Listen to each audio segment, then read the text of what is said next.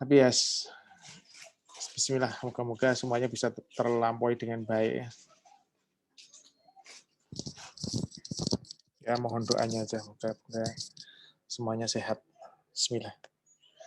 Oke, so kita akan mulai ya. Saya harap sih teman-teman udah ngerjain tadi tugas yang bukan tugas sih lah ya, apa yang saya share di grup diskusi Telegram ya. Oke, kalau ada apa-apa langsung chat aja ya. So, ini nomor 1, pria 47 tahun dengan nyeri dada. Kenapa kok saya bikin ini? Karena beberapa memang kadang-kadang teman-teman mungkin kalau udah berpengalaman sih langsung melihat ECG ini, oh ini STEMI nih gitu. Tapi ada beberapa teman yang masih ragu gitu ya. Ini STEMI apa enggak gitu ya. Bahkan pada soal yang kemarin yang saya share di story IG ada yang mengakses itu curiga suatu perikarditis. Nah, itu kan nggak pas ya.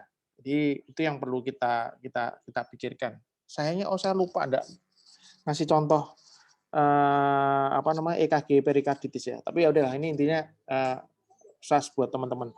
Oke, ini pria 47 tahun dengan nyeri dada. Jelas irama sinus ya, kurang lebih sekitar 75 kali per menit, aksesnya normal. Yang khas banget pada ECG ini adalah adanya apa? Ada suatu ST elevasi. Kalian boleh jawab di chat ya. ST elevasi di lead 2, 3 dan AVF. Ini jelas suatu ST elevasi ya. Dan yang paling khas dia adalah suatu ST elevasi di 2, 3 AVF adalah karena adanya ST depresi di 1 dan AVL. Nah, ini adalah suatu STEMI inferior. Dan satu hal, ini tidak selalu nyeri dadanya di kiri ya. Bisa nyeri dadanya di kanan. Ya, jadi nyeri pun meskipun nyeri dadanya di kanan itu tidak menyingkirkan ini suatu STEMI. Bahkan saya pernah ada apa namanya? Saya pernah share di YouTube kalau tidak salah pasien dengan chest pain, saya bicarakan tentang HEMAX score ya. Itu nyeri dada di kanan ternyata lebih spesifik daripada di kiri. Nah, jadi walaupun nyeri dada kanan kalau ECG kayak gini tetap ini adalah suatu STEMI inferior ya. Yang jelas STEMI inferior. Kemudian sama, nyeri epigastrium yang nomor 2 ini, 5 nomor dengan nyeri epigastrium, ini juga sama, ini juga ada STEMI inferior. Khasnya apa? Ingat lagi, yaitu ST elevasi di lead 2, 3, dan AVF, dengan ST depresi di lead AVL paling jelas itu di AVL. Lead 1 kadang-kadang kelihatan, kadang-kadang enggak, tapi AVL yang paling khas. Ada ST elevasi di sini, ada ST depresi di sini. Ini khas untuk suatu STEMI gitu. Kalau perikarditis gimana? Kalau perikarditis tidak ada resiprokal. Begitu juga dengan early repolarisasi juga tidak ada resiprokal. Iya, iya sayang. Maaf. Kalian disapa sama anak saya. Oke. Nah, yang berbeda pada soal nomor 2 gini adalah adanya ST depresi di V1, V2, V3. Nah, ST depresi di V1, V2, V3 itu merupakan penanda dari suatu posterior infarct. Dan plus juga lihat ini ada ST elevasi di V5 sama V6 di lateral juga. Ya. Jadi ini bacaannya adalah STEMI inferior, inferolateral, suspek posterior infarct. Ya, harusnya dilakukan ECG V7, V8, V7, V8, V9 ya ini ya. Oke, nah ini saya kira semuanya udah jelas bahwa ini maksudnya apa ya? Oh ini, intinya kalau inferior itu lead 2, 3 AVF. Ya. Kalau septal itu V1, V2. Kalau sudah melibatkan V3, V4 berarti anterior. Kalau V1, V2, V3, V4 berarti anteroseptal. Ini ada yang bilang kayak gitu. Lateral ada V5, V6, ada high lateral 1 dan AVL. Kalau V3, V4, V5, V6 berarti anterolateral. V5, V6 juga anterolateral. Ini sebenarnya anterolateral menurut saya sih. Ini saya sering menyebut ini sebagai anteroseptal. Ini anteroseptal, kalau sampai ke V4 jadi anterior, kalau V5 melibatkan V5, V6, V1 sampai V6 berarti anterior luas. Kalau V5, V6 aja berarti anterolateral. Biasanya ada temannya satu sama AVL. Kalau satu AVL aja berarti high lateral atau lateral tinggi. Ya, ini pelajaran mendasar aja. Tapi masing-masing buku bisa beda. Mana yang buku yang kalian angnut ya terserah lah, nggak apa-apa. Yang penting kalian tahu maksudnya, gitu ya. Nah, ingat, STEMI intinya ada, kalau secara umum ada 2 lead yang ST elevasi.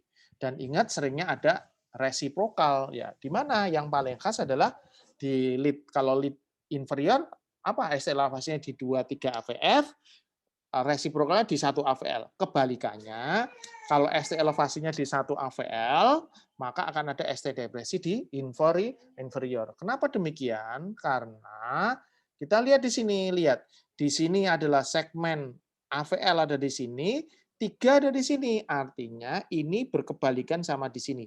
Ketika di sini naik, 3 akan turun. Kebalikannya, 3 naik, AVL akan turun. Nah, lihat, ini resiprokal. Tadi bolak-balik sudah dilihat ya sama teman-temannya. Nah, ada di sini ST elevasi 2, 3 AVF, maka resiprokalnya di 1 AVL. Kadang-kadang V5, V6 juga bisa. Ya. Tapi yang lebih khas adalah AVL, paling khas. 2, 3 AVF ST elevasi, ST depresi di 1 dan AVL. Nah, ini ST elevasi di 3, ST depresi di AVL. Namanya reciprocal changes. Ini kita sebut sebagai iskemi enggak? Enggak, ini enggak kita sebut sebagai iskemia. Ini kita sebut sebagai ST elevasi dengan reciprocal changes di 1 dan AVL. Jadi kita enggak ngomong iskemia high lateral gitu, enggak. Tapi kita sebut sebagai reciprocal changes. Nah, ini kembali saya ulang lagi, ST elevasi di 2, 3 AVF akan disertai dengan reciprocal changes di lead AVL terutama ya, AVL. Nah, kenapa? Nah, bukan kenapa sih, ini menjelaskan tentang pendarahan dari jantung. Saya kira semua teman-teman sudah tahu. Ini ada left anterior descending, ya. Ini ada left circumflex. Nah, di sini ada right coronary artery. Nah, daerah inferior jantung itu dilihat oleh siapa? Oleh lead 2, lead 3, dan lead AVF. Nah, yang ngasih makan daerah sini itu sebagian besar, hampir 70-80% adalah dari right coronary artery, sekitar 20%, 30% dari left circumflex. Ya, jadi inferior biasanya sebagian besar dari right coronary artery, kecuali beberapa tertentu dari left circumflex. Nah, biasanya kita sebut biasanya ya, ini belum tentu benar sih, tapi RCA, right coronary artery yang kena ketika apa? Ketika apa? ST elevasi di lead 3 ya, itu lebih tinggi daripada lead AVF. Nah, di lead 3 ini lebih tinggi daripada di AVF. Kenapa? Karena dia lebih dekat di sini kan, right coronary artery daerah sini. Nah, AVF. ST depresi di AVL, AVL di mana tempatnya? AVL tempatnya di pojokan sini, ya kan? AVL di sini. Nah, akan ada ST depresi. Kadang-kadang ada ST elevasi di V4R, yaitu di lead ventricle kanan. Kenapa? Karena cabang RV branch itu di sini, di tengah-tengah sini. Jadi kalau kenanya di atas sini, inferior, maka kita harus ngecek ketika ada STEMI inferior, harus ngecek RV. Kenapa? Karena cabang right ventricle itu di sini.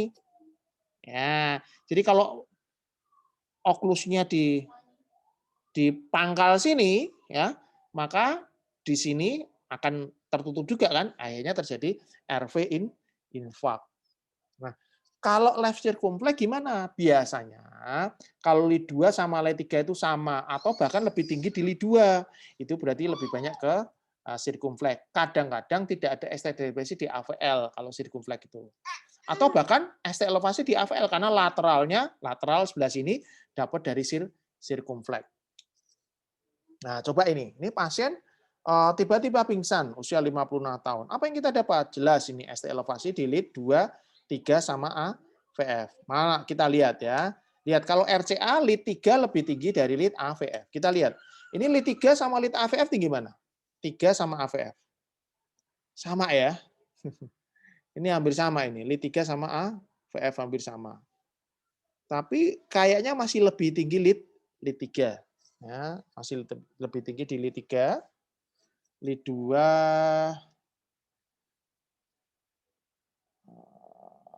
lead 2 sama lead 3 masih tinggi di lead 3 ya. Lead 3. Karena kalau LCE, kalau lead 2 lebih tinggi daripada lead 3. Nah, ini lead 2 sama lead 3 lebih tinggi di lead 3. Jadi kemungkinan ini RCA. Sebenarnya sih nggak terlalu penting untuk teman-teman yang di klinik. Intinya ini jelas suatu STEMI inferior aja. Karena ada ST depresi di 1 sama AVL sebagai resiprokal dari 2, 3 AVL. It's not really significant culprit-nya yang mana. Tapi cuma gambaran aja. Tapi mostly kalau teman-teman males ngapalin ya kalau inferior biasanya itu RCA. Udah nggak apa-apa. Itu aja udah bener. Kita udah bisa menolong pasien dengan baik tanpa harus tahu vesselnya. Kecuali kalau teman-teman ini seorang intervensionis lah, itu mungkin dengan tahu vesselnya kira-kira bisa lebih cepat kerja ya, bisa. Tapi kadang-kadang juga bisa salah tuh. Nah, nih lead kanan lihat. Kalau ada inferior seperti ini, karena tadi lihat di sini cabang RV branch di sini, kalau oklusinya di sini di pangkal, maka akan ada ST elevasi di lead kanan. Lihat, ini yang kiri, ini lead kiri ya, V4, V5, V6. Kemudian ketika kita rekam lead kanannya, maka akan ada ST elevasi di V4 dan V5. V3 nggak terlalu ya, tapi V4-nya jelas. Jadi ini betul-betul ada RV infak juga. Kalau di lead posterior ini juga pasti kena nih, pasti saya yakin. Jadi bacaannya nomor 3 ini adalah STEMI inferior, posterior, dan ventricle kanan. Karena tempatnya oklusinya di mana? Di pangkal di sini. Ya. Itulah sebabnya kalau ada inferior harus selalu cek RV branch. Kemudian ini 55 tahun nyeri dada. Ini ada ST elevasi enggak? Nah, pada pasien ini memang tidak terlalu khas. Memang tidak terlalu khas banget. ST elevasinya enggak terlalu khas, di lead 2 ada, di lead 3 enggak terlalu. Lead AVF ada ST elevasi, lead 2 juga ada, tapi bentuknya enggak sing punggu udang kayak tadi. Lead 1-nya tapi juga ada elevasi, tapi yang khas banget posterior V1, V2, V3. Ini ada ST depresi, ini posterior. Begitu ada ini selalu cari inferior karena biasanya posterior, lihat di sini ada posterior descending artery di sini ya. Nah, ini mendarai posterior jantung. Jadi kalau kenanya di sini di pangkal sini, maka RV branch akan kena, posterior juga akan kena ya, kayak ECG ini. Nah, kadang-kadang kayak gini. V5, V6-nya malah yang ST elevasi. Nah, lihat, kalau ini mungkin yang kena LCE. Mungkin. Kenapa? Karena ada slightly ST elevation di lead 2 sama AVF, tapi nggak terlalu. Satunya ST elevasi, biasanya kan resiprokal ya. Satu sama AVL resiprokal kalau itu suatu RCA. Kalau LCE kadang-kadang malah ikut ST elevasi itu karena dia dapat lateral. Ya, lateralnya dapat. Itu V5 sampai V6-nya ikut ST elevasi. Satu hal, ini di guidelines ya, guideline 2017 bahwa intinya ya ada beberapa pedoman bahwa kalau inferior infak kalau bisa lebih dari sama dengan berapa? 1 mili. Other leads kan lebih 1 mili. Nah, nanti kita lihat. Kadang-kadang nggak sampai 1 mili kita harus curiga banget. Nah, tapi kalau ternyata tidak sampai 1 mili gimana? Diulang. Ya, diulang dibandingkan dengan sebelumnya bahkan kalau perlu dibandingkan dengan waktu dia di poliklinik misalnya. Nah, karena ada beberapa subtle ST elevation inferior, yaitu kalau ST elevasinya sedikit aja di lead 3, kadang-kadang tidak ada ST elevasi tapi cuma straightening atau melurus, nanti tak kasih gambarnya. Tapi ada ST depresi di AVL dan kadang-kadang bradikardi menjadi salah satu penanda GG, kalau bahasa Jawa itu siapa tahu ini suatu STEMI inferior. Ya. Kenapa kok bradikardi? Karena lihat SA node ini hampir kurang lebih sekitar 90% kalau tidak salah ya. Ini didarai dari right coronary artery. Jadi ketika ada oklusi di atas daerah sini, maka akan cenderung bradikardi juga. Ya. Nah, lihat. Yang normal itu adalah seperti ini. Yang A ini, kayak gini. Jadi ada dekoknya gitu ya. Dekeknya di sini. Nah, ketika mulai ada ini namanya straightening, jadi melurus dia, maka kita ketika pasiennya dengan nyeri dada, maka kita harus pikirkan itu suatu STEMI. Ya, ketika ada melurus kayak gini, tapi pasiennya khas nyeri dada, apalagi kalau maksud saya jangan sampai kita nunggu sampai sini baru kita curiga, enggak. Kayak gini kalau pasiennya nyeri kita harus hati-hati. Ya, pokoknya ada keringat dingin atau apa itu harus hati-hati. Ya. Terus yang kedua tadi adalah satu subtle ST elevation, straightening, jadi ada melurus sedikit, dan ST depresi di AVL. Lihat ST depresi di AVL. Kalau ada ST depresi di AVL, sedikit satu atau AVL, maka ini satu AVL, maka biasanya di lead inferiornya akan ada ST elevasi, walaupun belum terlalu tinggi. Tapi kan udah melurus, udah ada ST elevasi. Kalau dikombinasi sama sini, mungkin bisa aja belum ada 1 mili ya, tapi kalau ini ada sih. Kalau udah kayak gini, ini tandanya suatu ST. Misalnya ini pasien ini. Ini udah beberapa hari dia nyeri dada dan agak sesak. Kemudian karena agak banget sesaknya dia datang ke UGD. Kalau kita melihat dari sini, itu nggak ada ST elevasi yang khas. Ya, di lead 1, 2, 3 AVF nggak ada ST elevasi. Tapi yang khas apa? Di lead 3 ada ini, straightening. Lihat, harusnya kan kayak gini, agak dekoknya sedikit. Ini udah mulai agak kayak gini. Nah, lihat. Nah, ini ada agak belenduk sedikit, plus lihat di AVL ada ST depresi. Plus di sini V2 juga ada sedikit ST depresi. Kalau udah kayak gini jangan kamu pulangkan. Dan relatif juga pasiennya bradikadi. Kalau kayak gini jangan kamu pulangkan. Nanti sekian menit lagi dia akan masuk lagi dengan STEMI. Itu harus diulang tuh ECG yang tadi ya. Sorry, yang ECG nomor 5 ini pasiennya harus diulang ya. Terus begitu juga dengan pasien ini. Lihat, ini 41 tahun, dada tidak nyaman dan cemas setelah bekerja dengan komputer lebih kurang 1 jam. Nomor 6 ya. Apa yang kita dapat? Di lead 2, 3 AVF ada sedikit ST elevasi di lead 3, tapi nggak terlalu khas lah. AVF-nya masih relatif normal. Tapi lihat, AVL-nya ada ST depresi. Ketika ada ya kayak gini, lihat, V2, V3 juga ada slightly ST depresi. Mungkin posterior mulai kena. Ini kamu jangan pulangkan.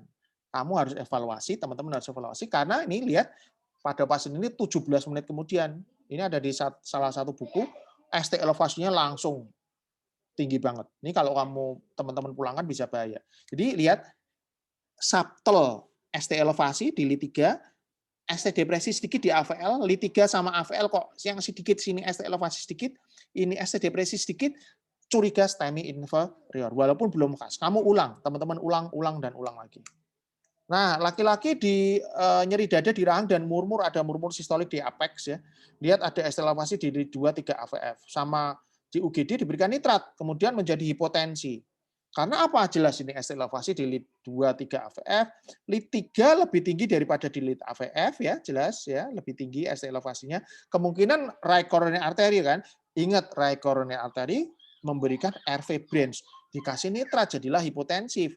V5, V6-nya ST elevasi, ya, ternyata V4R dan V5R juga tinggi. Jadi kadang-kadang lateral juga bisa dari RCA. Kenapa? Aku mau nunjukkan sedikit. Nah, posterior descending artery di sini, kalau ini memanjang banget, di sini posterolateral branch. Juga bisa dari RCA. Jadi lateral branch itu bisa dari RCA, bisa dari left circumflex.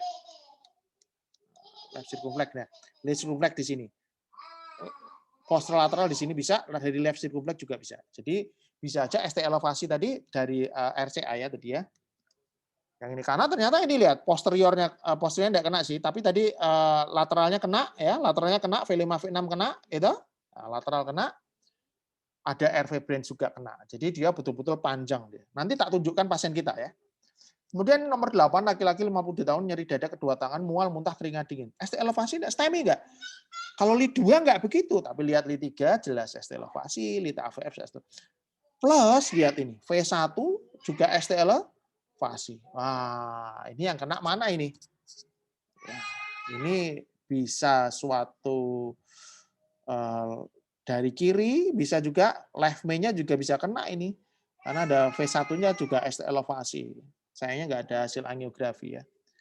Ini mengingatkan lagi bahwa ada RV evac adalah ketika lead 3 lebih lead 2, karena kalau lead 3 lebih lead 2 kan kebanyakan RCA. Kalau RCA kalau di proksimal itu bisa RV evac. Dan kadang-kadang ada ST elevasi di V1. Nah, oke. Ini pria 63 tahun, nyeri dada saat aktivitas. Saat ini dengan istirahat juga nyeri. Apa yang kita dapat? Jelas, ini ST elevasi di lead 3 sama AVF, depresi di 1 sama AVL. Ini tak bulan-balani. Kenapa tak bulan-balani, Ben? Teman-teman ingat. Biar teman-teman ingat betul. Bentar ya. Dari manakah ini? Bentar. 3 AVF dalam ya sebentar. 3 AVF dan ada lead di posterior. Ini posterior V1, V2, V3. Sayangnya kok saya nggak bikin maaf ya, gambar tentang lead posterior. Ini teman-teman bisa belajar sendiri lah, banyak ya. Nah, ini juga nomor 10 laki-laki nyeri dada hebat. Kira-kira 4 jam yang lalu ya. Lihat ST elevasi di lead 3 AVF mulai ya. Kayak gini jangan kita biarkan jadi normal. Ini ada straightening kan. Udah melurus kan ini kan. Plus ST depresi di 1 AVL. Nah, resiprokal 3 kebalikannya dengan AVL. Ada ST depresi di V1, V2, V3. Oh, ini mungkin suatu posterior infarct. Ada AV block juga kayaknya nih. Tek tek tek. Lah ini ada blok di sini. Ya, mungkin AV block derajat 2 Mobitz tipe 1 kayaknya ya. Nah, ketika kita cek RV lead, lihat RV lead kan lihat nih. Lead 3 sama AVF lebih tinggi lead 3 sedikit ya. RV limitnya RC elevasi. ST elevasi pada lead ventricle kanan memang tidak terlalu khas banget ya, tapi cuma subtle aja sedikit di sini. Ini udah ST elevasi. Setengah mili di V4R, V3R udah ST elevasi di RV leads ya. Lihat ini lead 3 lebih tinggi dari lead AVF. Kalau lead 3 lebih tinggi dari lead AVF berarti paling sering RCA. Ingat RCA di tengah-tengahnya memberi pendarahan pada right ventricle branch. Nah, ini laki-laki, seorang heavy smoker, dada tidak nyaman beberapa hari ini. ECG kelihatan nggak terlalu jelas ya, lihat ini nggak terlalu jelas, nggak khas banget. Tapi kalau kita lihat di lead 3 ini udah nggak enak ya di sini ya. Ya, memang di AVL juga nggak begitu jelas, ada resiprokal nggak begitu jelas. Tapi kalau dadanya nggak enak, jangan kamu biarin. Lihat, komputernya juga bilang dia normal. Ya, komputernya juga bilang dia normal. Tapi di sini agak nggak enak sedikit. Kamu harus ulang, teman-teman harus ulang. Kalau ada melurus sedikit, ya, nggak begitu nyaman. Nah, ketika 1 jam kemudian, nah kita lihat ST elevasinya mulai kelihatan tuh. ST depresinya di AVL mulai kelihatan. Ya. Jadi artinya serial ECG itu sekali lagi sangat penting. Ini gambar ini saya ulang-ulang terus supaya teman-teman betul-betul hafal STEMI inferior, STEMI inferior, STEMI inferior. Oke, ini pasien kita yang kemarin. Jadi saya ditelepon oleh rumah sakit, 55 tahun perokok, jadi dada seperti ditekan benda berat 7 jam sebelum masuk rumah sakit. Hemodinamik baik, tensinya 100/70 akral hangat. Ini udah masuk ke klinik dia, bukan klinik sih, rumah sakit tapi tipe C gitu ya. Sudah diberi clopidogrel 4 tablet, aspirin 2 tablet, dan di sana sudah diberi isosorbit 2 kali. Dan tensinya waktu masuk UGD 100/70. Artinya saya yakin ini RV branch-nya nggak kena. Karena kalau RV branch kena, ada RV infarct, maka kalau dikasih isosorbit tensinya akan turun. Kenapa? Ayo, kenapa coba? Kenapa? Karena gini, aku sayangnya nggak ada gambar tentang gambar ventricle ya. Oke, jadi gini. Kenapa kok dikasih nitrat terus turun? Lihat di sini cabang RV branch ada di sini ya. Ya, cabang RV branch ada di sini. Kalau oklusinya di sini, maka ini akan infark juga RV ventricle kanan. Nah, ketika kamu beli nitrat, nitrat itu venodilasi dan vasodilatasi. Maka ketika terjadi kamu kasih nitrat, maka kemudian akan terjadi venodilatasi sehingga apa yang didapat? Sehingga darah itu mengumpul di vena. Sehingga masuk kalau mengumpul di vena yang masuk ventricle kanan sedikit apa banyak? Kan berkurang karena mengumpul di vena. Akhirnya stroke volume atau pengisian dari karena pengisian ke right ventricle berkurang, akhirnya stroke volume dari right ventricle juga berkurang. Akhirnya yang masuk ke ventricle kiri juga berkurang karena isi ventricle kanan juga sedikit. Itulah sebabnya kalau ada inferior infarct pastikan nggak ada RV infarct. Kalau nggak ada, baru boleh dikasihkan isosorbit, baru boleh dikasihkan morfin. Itu pastikan nggak ada RV infarct dulu. Tapi kalau ada infark, dua-duanya nggak boleh ya. Jadi bukannya ada beberapa teman yang jawab, pokoknya kalau infark nggak boleh dikasih nitrat. Bukan gitu. Dicek dulu RV infark. Kalau nggak ada RV infark, berarti boleh dikasih nitrat. Karena bisa ada di sini, oklusinya di sini, nggak di atasnya right ventricle branch. Itu penting. Bisa aja di circumflex kan, 30% dari circumflex. Ya. Begitu. Karena saya sudah dipanggil oleh si kecil, jadi kita harus agak cepat sedikit. Nah, udah dikasih isosorbit 2 kali di klinik di rumah sakit lain. Nah, kita lihat nih ECG-nya kayak gini. Apa yang kita dapat nih? Lihat. Jelas ST elevasi ya. Ini irama sinus enggak? Sorry, saya mulai dari irama sinus. Irama sinus enggak? Irama sinus berapa kali per menit? Kurang lebih sekitar 75 oh malah kalau pas waktu di klinik itu cepet deh. Waktu di klinik cepet ya. Waktu di klinik cepet sekitar 100 kali per menit. Ya, nggak cocok ya untuk infak ya. Tapi tetap memungkinkan kan. Nah, kita ini lebih dekatkan lagi. Ya, teman-teman lihat ada ST elevasi yang tinggi di lead 2 3 AVF jelas banget ya. Lead 3-nya lebih tinggi dari lead AVF kan, berarti kita curiganya ke right coronary artery. Jadi harusnya ini pasien harus dicek RV branch, harus dicek RV leads ya.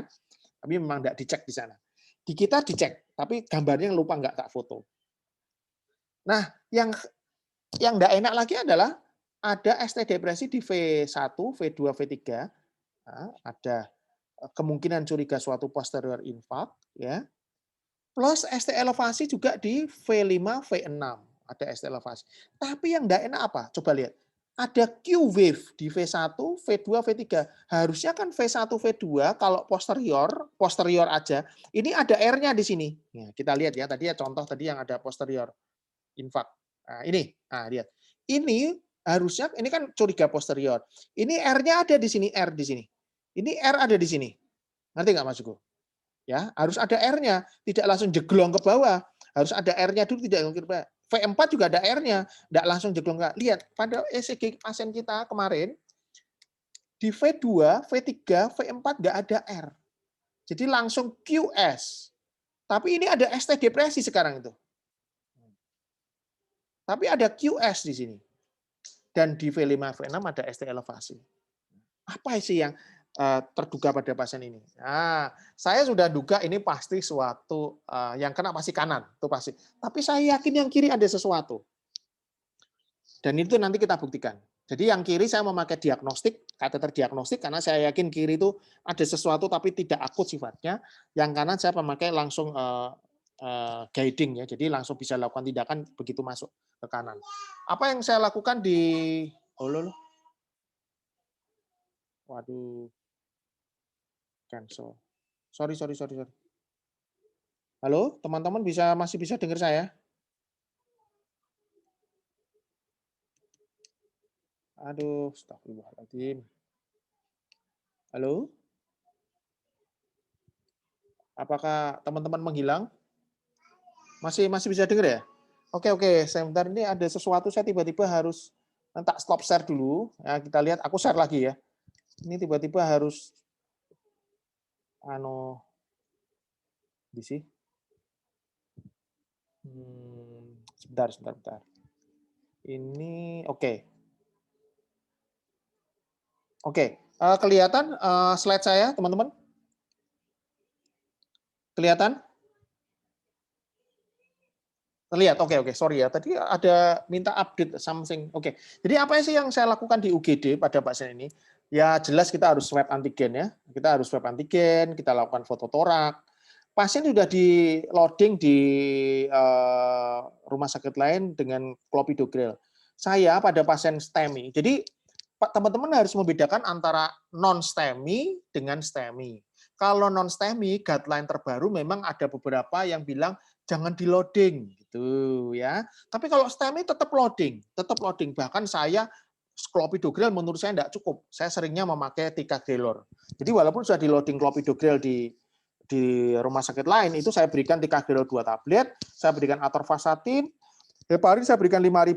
Sebenarnya kalau di guideline sih bilang 60 unit per kilogram berat badannya. Kalian mau ikut 70 tidak apa-apa. Kalau saya sih secara umum saya berikan 5.000 karena saya waktu melakukan angiografi pun minimal biasanya saya berikan 5.000. Kemudian kita berikan option reperfusi mau litik atau primary PCI. Ketika sudah 7 jam bagus mana litik atau primary PCI? Jelas primary PCI ya. Terus ini yang kita dapat. Lihat ya, ini yang kiri saya cuma memakai diagnostik aja bukan guiding. Jadi saya yakin yang kiri tidak ada apa-apa. Lihat, ini left circumflex, ada lesi di proximal, ada lesi di osteal OM, ya ini. Tapi flow masih oke, jadi ini tidak ada masalah ya. Sekarang kita lihat di LAD. Kita lihat, LAD-nya buntu CTO di sini.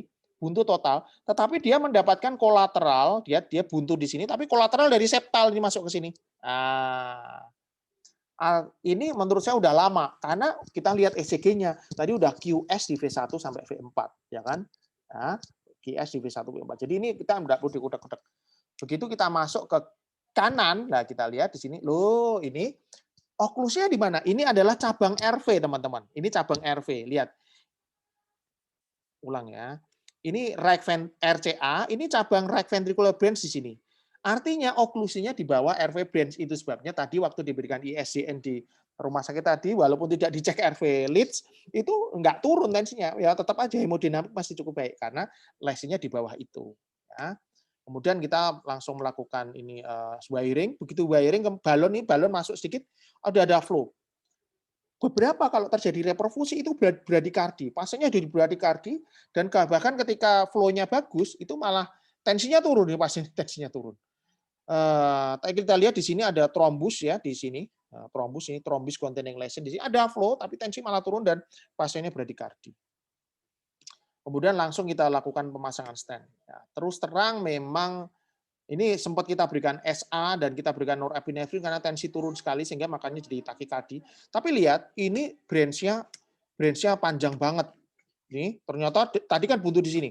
Branch-nya panjang, ini adalah posterolateral branch namanya. Kita lihat di sini panjang banget di sini sampai sini. Nah, artinya lateralnya didapat juga dari right coronary artery. Dan memang tidak semua lesi saya pasang stent pada pasien ini ya. Satu, sebenarnya pasien ini ada indikasi dilakukan bypass. Kenapa? Karena triple vessel disease. Tapi untuk ya di Semarang belum bisa ada bypass, emergency bypass, itu yang pertama. Kedua, selain fasilitas emergency bypass di Kota Semarang belum ada, ya kita melakukan yang kita bisa aja. Ya pada pasien ini kita lakukan pemasangan stent di RCA di sini. Nanti bisa aja next step bypass, ya. Karena di sini ada lesi, DLAD ada lesi, DLC ada lesi, bisa dilakukan bypass. Tapi walaupun PCI juga bisa sih. Tapi pasien ini ya kalau PCI kan stentnya banyak. Jadi apa yang saya lakukan kemarin adalah sementing menyelamatkan nyawa pasien. Saat ini pasien sih baik-baik aja. Saya kira demikian. Saya kalau ada pertanyaan, satu pertanyaan aja ya. Mungkin bisa chat di situ.